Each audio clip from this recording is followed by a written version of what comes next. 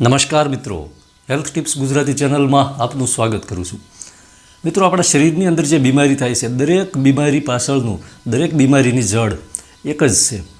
બીમારી શા માટે આવે છે અને આપણે બીમાર કેમ પડીએ છીએ, તો દરેક બીમારી માટેની એક જ દવા છે.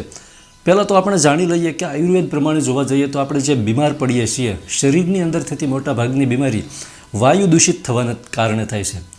આયુર્વેદનો એક સરસ મજાનો શ્લોક છે મિત્રો, સર્વે રોગાપી મંદાગ્નિ અજીર્ણે કુપિતમલ સંચય. આ શ્લોકની અંદર બધું જ આપણને જણાવી દેવામાં આવે છે કે આપણું શરીર શા માટે બીમાર પડે છે, અને આ શરીરને બીમાર પડતું અટકાવવું હોય અથવા બીમારીને દૂર કરવી હોય તો એનો દરેક ઈલાજ આ શ્લોકની અંદર જ છે. અને જે રોગો થાય છે એના કારણ પણ આ શ્લોકની અંદર છે.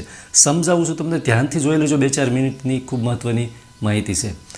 દરેક રોગ આ શ્લોકનું જે મિત્રો જોઈએ, કુપિતમલ સંચય શ્લોકની શરૂઆત આપણે કરીએ, સર્વે રોગાપી મંદાગ્નિ અજીર્ણે કુપિતમલ સંચય. સર્વે રોગાપી મંદાગ્નિ એટલે કે મંદાગ્નિ એટલે મંદ અગ્નિ.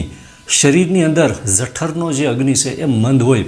શરીરનો જે મંદાગ્નિ છે એ સર્વે રોગાપી એટલે કે બધા જ રોગોનું કારણ મંદાગ્નિ છે. મંદાગ્નિને લીધે શું થાય તો કે લીવર છે એની કાર્યક્ષમતા ધીમી પડી જાય, અતિ ધીમી પડી જાય. જઠરની કાર્યક્ષમતા એકદમ ધીમી પડી જાય, જઠરનો અગ્નિ એકદમ મંદ થઈ જાય. પેનક્રિયા સ્લો થઈ જાય. એને લીધે આખી પાચન સિસ્ટમ છે એકદમ સ્લો થઈ જાય, એકદમ ધીમી થઈ જાય. જેને લીધે જે ખોરાક ખાવામાં આવે છે એનું પૂરતું પાચન થઈ શકતું નથી. પાચન ન થઈ શકે એટલે જે શ્લોક છે એની બીજી પંક્તિ, કુપિતમલ સંચય. જ્યાં પાચન ન થઈ શકે એટલે જે આ મળ છે, જે પાચન ન થયેલો જે કચરો છે, જેને કુપિત મલ કહેવાય, જેને કુપિત મલ કહી શકાય, આ કુપિત મલ છે એ શરીરની અંદર જ્યાં સંચય થાય ત્યાંથી બીમારી છે એ ઉદ્ભવ થાય, બીમારીની શરૂઆત થાય, ત્યાંથી બીમારી ઉત્પન્ન થાય. કુપિત મલ છે જ્યારે સંચય થાય સાથે સાથે જ કુપિત મલને લીધે વાયુ પણ કુપિત થાય છે.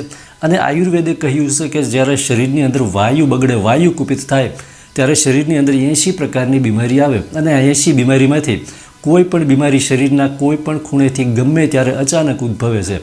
આનું મૂળ કારણ એટલે કુપિત મલ છે. હાથની અંદર વાયુ બગડે, ઘણા લોકોને હાથમાં દુખાવો થાય, ખંભામાં દુખાવો થાય, કમરમાં દુખાવો થાય.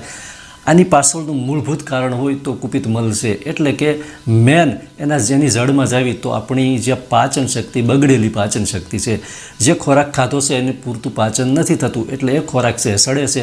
આ સડેલો જે કુપિત મલ છે એ આપણા શરીરમાં ગમે ત્યાં વાયુ બગાડે છે. અને જેને આપણે ગેસ કહીએ છીએ, જેને કારણે ગેસ થાય, એસિડિટી થાય, સૌથી મહત્ત્વનું કે કબજિયાત થાય. અને દરેક જગ્યાએ આપણે સાંભળ્યું છે કે કઈ કબજિયાત છે દરેક રોગોનું મૂળ છે. એ જ રીતે કબજિયાત થાય એટલે કોઈ પણ બીમારી ગમે ત્યારે થઈ શકે. બોડીમાં જે પચ્યા વગરનો ખોરાક પડ્યો રહેશે, જે સડે છે, જેને લીધે જે સડેલી વસ્તુ હોય એની અંદરથી જેમ દુર્ગંધ આવતી હોય એમ બોડીની અંદર જે સડેલો મળ છે જ્યાં સંચય થાય ત્યાંથી એકદમ દુર્ગંધ આવે.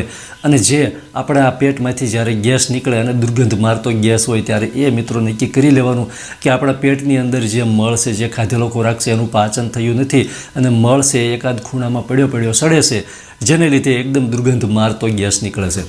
તો શું કરવું જોઈએ એની પહેલાં કહી દઉં કે મંદાગ્નિ શા માટે થાય. તો એક તો જે લોકોના શરીરમાં, જે લોકોના જીવનમાં પરિશ્રમનો અભાવ હોય, પરિશ્રમ વગરની જિંદગી એ મંદાગ્નિનું સૌથી પહેલું પગથિયું છે, પહેલું કારણ છે જવાબદાર. એટલે પરિશ્રમ અને હલનચલન જે લોકોના જીવનમાં નથી હોતું, મતલબ કે જેમની આરામદાયક જિંદગી હોય છે, જે લોકોને એસી વિના ફાવતું જ નથી હોતું, દિવસ રાત એસીમાં પડ્યા આરામ કરતા હોય, અથવા એ ટાઈપનો બિઝનેસ કે નોકરી ધંધો હોય કે જેમને પરિશ્રમ કરવાનો જ ન થતો હોય, ધીમે ધીમે એક સામટું થતું નથી, પરંતુ ધીમે ધીમે એમનો જે જઠરાગ્નિ છે એ મંદ થવા લાગે છે. આ સાયલન્ટ રીતે આપણા શરીરમાં આ સમસ્યા શરૂ થઈ જાય છે, ખબર પણ રહેતી નથી. ને જેને લીધે પાચનને લગતી અનેક સમસ્યાઓ તમે માર્ક કરવું હોય તો કરી લેજો કે જે લોકોનું બેઠાડું જીવન હશે આ લોકોને પાચનને લગતી કોઈને કોઈ સમસ્યા 100% લગભગ હશે જ. એટલે મિત્રો, પરિશ્રમ પહેલાં તો હોવો જોઈએ. એ સિવાય સૌથી મહત્ત્વનું કે ખોરાક. જે લોકોની લાઈફસ્ટાઈલ થોડી સારી એવી હોય, જે લોકો થોડી પ્રીમિયમ જિંદગી જીવતા હોય તો એમનો ખોરાક પણ થોડો પ્રીમિયમ હોય છે એ લોકોના મતે. કેમ કે એ લોકો માનતા હોય છે કેમ કે એમને દર 2 કે 3 દિવસે અમુક પ્રકારના ફૂડ ખાવા માટે જવું જ પડતું હોય છે. એ સિવાય જંક ફૂડ, ફાસ્ટ ફૂડ, ખાસ કરીને મેંદાની વાનગીઓ છે એની માટે ખૂબ જ જવાબદાર છે. એ સિવાય ભોજનશૈલી અને જીવનશૈલી, ખોટી ભોજનશૈલી અને ખોટી જીવનશૈલી. ભોજન લેવાયની એક જે શૈલી છે એ તો દરેક લોકોના જીવનમાં, ઘણા લોકોના જીવનમાં હોય છે, જેને લીધે પણ મિત્રો પાચન અગ્નિ બંધ પડે છે. જેમ કે ઘણા લોકો રાત્રે મોડેથી જમતા હોય ને મોડેથી જમે તો પણ એ ઠાંસી અને એટલું ચટાકેદાર ને એવું મસાલેદાર ભોજન લેતા હોય છે કે જેના લીધે પાચન શક્તિ એ ધીમે ધીમે મંદ પડી જાય છે. એ સિવાય ઘણા લોકો ભોજન લઈને ઊભા થાય એટલે એક સામટું એક લોટો પાણી પી જતા હોય છે, જેને લીધે પાચન છે ખૂબ ઝડપથી બગડવા લાગે છે, પાચન સિસ્ટમ આખી ડેમેજ થવા લાગે છે, લીવરની કાર્યક્ષમતા એકદમ ધીમી પડવા લાગે છે આવી કુટેવને લીધે. એટલે મિત્રો એ સિવાય જે ખાસ જીવનશૈલીની વાત કરીએ ને તો ઘણા લોકોનું જીવન એવું છે કે એને ભોજન લેવાની કોઈ ટાઈમ ફિક્સ હોતો નથી, નિયમિતતા નથી હોતી. ક્યારેક સવારે જમતા હોય છે, ક્યારેક 11 વાગ્યે જમે, ક્યારેક બપોરે 3 વાગ્યે જમે, ક્યારેક રાત્રે 9 વાગ્યે જમે. કોઈ ટાઈમ ફિક્સ ન હોય, જેને લીધે પાચન ક્રિયા છે એકદમ સ્લો થાય છે, જેને લીધે અગ્નિ બગડે છે. અને જ્યારે જઠરનો અગ્નિ બગડે છે ને ત્યારે મિત્રો પાચન ક્રિયા ખરાબ થવાને લીધે, વાયુ દૂષિત થવાને લીધે શરીરમાં કોઈ પણ બીમારી ગમે ત્યાં થાય. આ બીમારીઓ છે, કઈ બીમારી એનું નામ ન લઈ શકાય એટલી બીમારીઓ છે જે વાયુને કારણે થતી હોય છે અને જે વાયુ બગડવાને કારણે થતી હોય છે. અને વાયુ બગડવાનું મૂળભૂત કારણ હોય ને તો બગડેલો અગ્નિ, પાચન ન થયેલો જે મળ હોય છે એના લીધે વાયુ ખરાબ થાય છે ને એના લીધે અનેક પ્રકારની બીમારી આવે છે.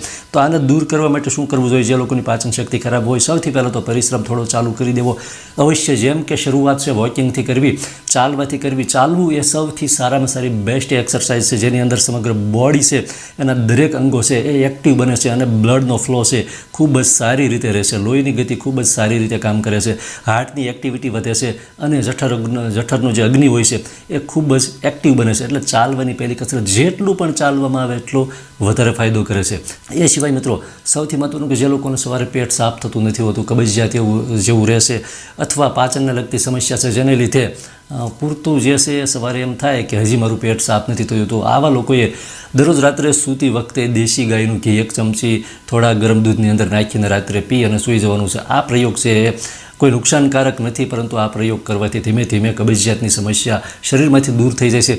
ઘણા લોકોને વધારે પડતી સમસ્યા હોય તો એરંડિયાનો પણ પ્રયોગ કરી શકે. એરંડિયું 1 કે 2 ચમચી નાખી, વધારે સમસ્યા હોય તો 2 ચમચી નાખી અને ગરમ દૂધમાં નાખીને પીવાનું છે. ગરમ દૂધ ન ફાવે તો પાણીમાં નાખીને રાત્રે સૂતી વખતે પીવાથી આખું પેટ છે, આંતરડા છે એની સફાઈ થાય છે. પરંતુ એરંડિયું કાયમ લેવાનું હોતું નથી, એને થોડા ટાઈમ લીધા પછી ધીમે ધીમે ઓછું કરીને બંધ કરી દેવાય, કેમ કે એરંડિયાની ઘણી વખત એની ટેવ પણ પડી જતી હોય છે.